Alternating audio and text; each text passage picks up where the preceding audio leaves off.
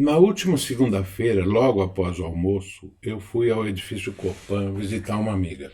Quando eu saí de lá, às 3 horas da tarde, o dia estava noite. Eu imaginei um enorme pé d'água que fosse cair, uma enorme chuva. Aquela situação que eu percebi ao sair do Copan, aquele céu que parecia desabar, me lembrou muito o filme Melancolia, de Lars von Trier, né? Onde um planeta, a melancolia, que vai se chocar com a Terra, e nós estamos vivendo, então, os últimos dias. No entanto, chegando em casa, comecei a descobrir, através da internet, que não era exatamente isso. O que estava acontecendo é que São Paulo estava coberto por uma nuvem de fumaça. E onde há fumaça, há fogo. Então, era necessário ir à busca das causas dessa fumaça. Logo que comecei a verificar na internet o que ocorria, que fenômeno era esse, ficava claro que se tratava de uma onda de fumaça trazida pela atmosfera da Amazônia, do Bolívia, do Pantanal, enfim, havia vários focos de incêndio no país, e tudo isso era canalizado pelo vento, pela atmosfera, e em direção a São Paulo, entrando mesmo até pelo oceano. Mas, mais tarde se verificou que Londrina, Maringá, foram cidades que também experimentaram o mesmo fenômeno. Então, onde há fumaça, há fogo, e fomos atrás desse fogo, procurando entendê-lo.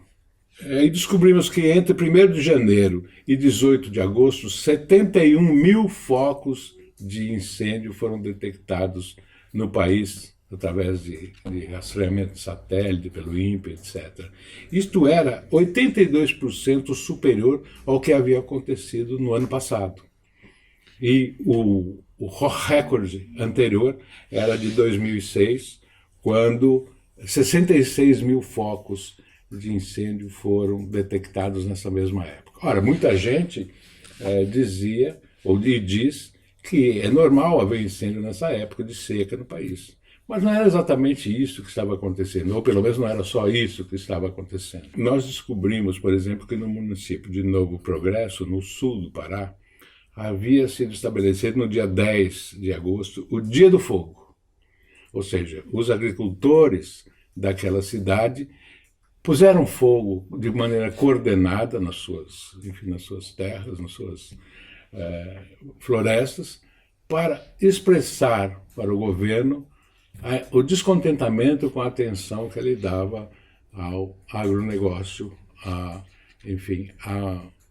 agricultura local, de forma que o modo de protesto era ele mesmo pôr fogo na mata. Novo Progresso é uma pequena cidade onde a economia está baseada no garimpo, na madeira e no gado. Ela nos indica um caminho de degradação da floresta, um caminho histórico.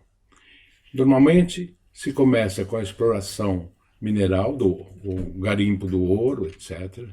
Em seguida vêm os madeireiros, que retiram da mata as madeiras nobres, e essa madeira nobre é embarcada em caminhões e dirigida para os mercados do Sul, São Paulo, Rio de Janeiro. Depois dessa exploração madeireira, o que acontece? Depois de se tirar a madeira de lei, passa-se o correntão, né? Derruba-se a madeira, as árvores que sobram, e em seguida põe-se fogo, né? Depois do fogo, o que acontece é a ocupação pelo gado. E depois do gado vem a soja. E a soja, depois de poucos anos, a soja esgotou o solo, e esse solo tem que ser renovado agora com químicos, né, com adubos químicos, onde são plantadas plantas transgênicas, né, soja transgênica, que exige, por sua vez, os agrotóxicos. Então, essa expansão, essas queimadas, abrem o caminho para que o agrotóxico chegue em quantidade àquelas terras devastadas das florestas da Amazônia. A investida do agronegócio sobre a Amazônia é bastante consistente nesse governo. Ela se dá em vários planos políticos. Um deles é no próprio Congresso, através da pressão pela aprovação da PEC 187. Há uma pressão ruralista para se aprovar essa PEC. O relator é o deputado Alceu Moreira, do PMDB do Rio Grande do Sul, e é uma PEC que, entre outras coisas, libera o arrendamento de terras indígenas para o agronegócio, permite, sob condições, a exploração de recursos hídricos e minerais, até mesmo nas áreas demarcadas, enfim, e retira a autonomia dos povos indígenas sobre os seus territórios. Então, essa PEC, vamos dizer, é uma peça-chave dessa investida. Investida que já estava claro desde o começo desse ano. Em abril, 10 de abril, houve uma reunião da ministra da Agricultura com os pecuaristas do Pará, aliás, com o agronegócio, não só pecuaristas do Pará, onde eles exigiam o fim de toda a fiscalização, a extinção ou retirada dos órgãos de controle e essa liberação das terras indígenas e a liquidação das unidades de conservação. Então, existe uma enorme ofensiva sobre estas áreas da Amazônia. E ela se dá por quê? Em 1972, portanto já faz bastante tempo, o professor Chico de Oliveira, que faleceu recentemente, publicou um artigo muito importante chamado Economia Brasileira, Crítica da Razão Dualista. Ele discutia nesse artigo como é ilusório se pensar que existe um Brasil rural, atrasado, feudal e oposto a uma economia dinâmica, urbana, industrial. Ele procurava mostrar como essas coisas se interpenetram e como é funcional a existência dessas duas realidades, né? Entre outras coisas, a agricultura tradicional é importante na produção de alimentos e, portanto, na determinação do custo de reprodução da mão de obra em todo o país. Não é à toa que até hoje 70% do alimento que chega à mesa, conforme se estima, vem da agricultura familiar. Então, é bastante funcional essa agricultura tradicional, digamos assim. É ela que garante o custo de reprodução da força de trabalho para o polo dinâmico da sociedade. Enquanto houver fronteira agrícola, haverá essa dualidade na economia brasileira. Na Amazônia também se assiste hoje a uma mudança importante de destino da mercadoria. Nós temos a construção recente de uma estrada que liga o Acre ao Pacífico. Concluída em 2010, tem sido asfaltada e tem sido melhorada, e outras estradas estão sendo feitas. Ela se chama Rodovia Interoceânica. Ela liga o nordeste do Brasil ao litoral sul do Peru.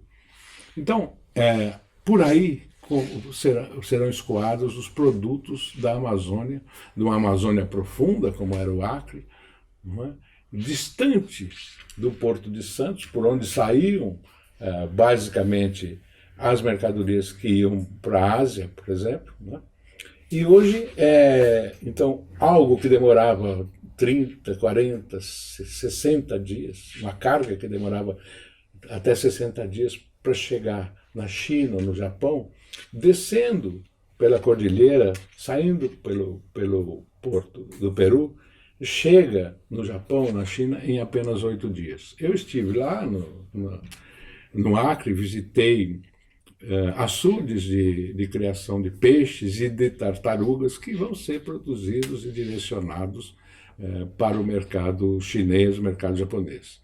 A soja, a mesma coisa, já é possível notar que os esmagadores de grãos, ou seja, aquelas unidades industriais que transformam a soja em ração, em óleo para alimentação, já se deslocaram para essa fronteira da agricultura moderna, do agronegócio que avança sobre a Amazônia. Então, vários esmagadores de grãos estão localizados ali, próximos a isso.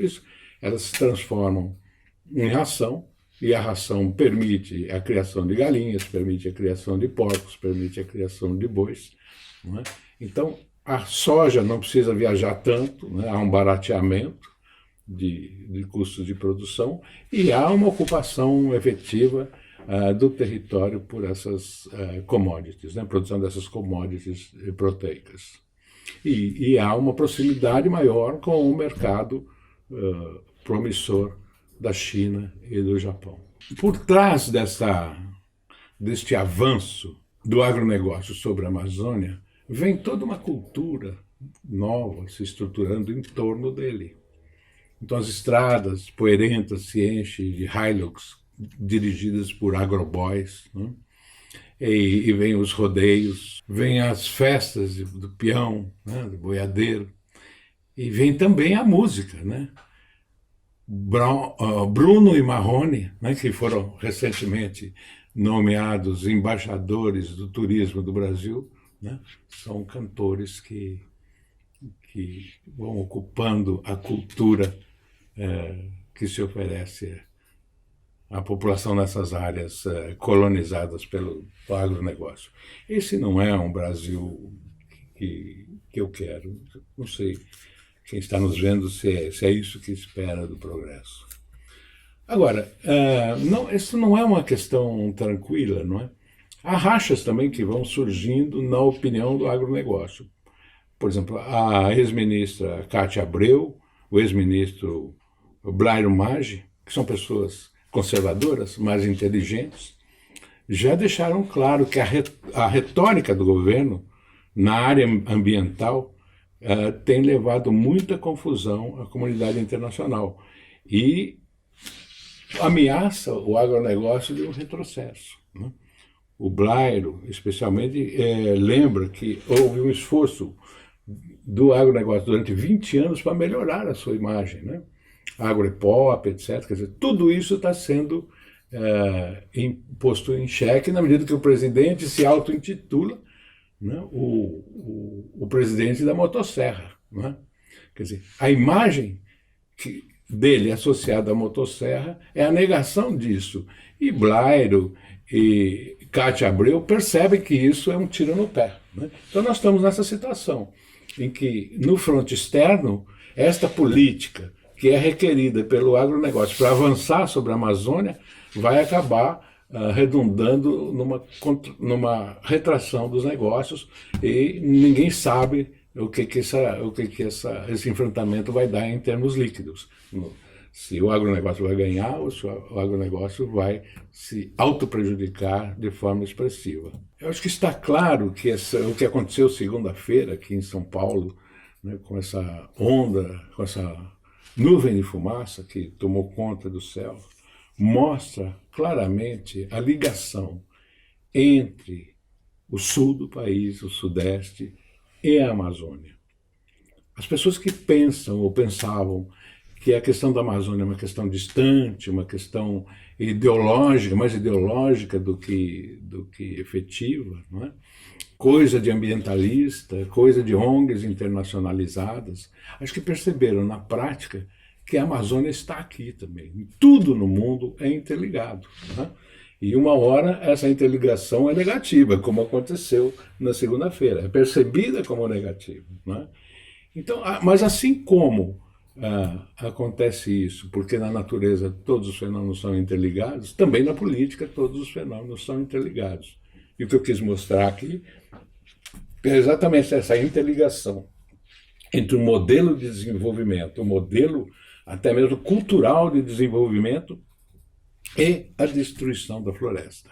O avanço da fronteira agrícola do país até a total eliminação da Amazônia. Então, em torno da preservação da Amazônia, em torno da imposição de limites a essa utilização econômica da Amazônia, é que se trava uma batalha de civilização.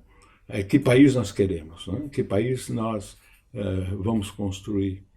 Essa é a questão que está posta com clareza desde essa segunda-feira sombria, né? que nos lembrava o filme de Lars von Trier, né? Melancolia. Não sejamos melancólicos, sejamos ativistas contra essa predação do nosso país.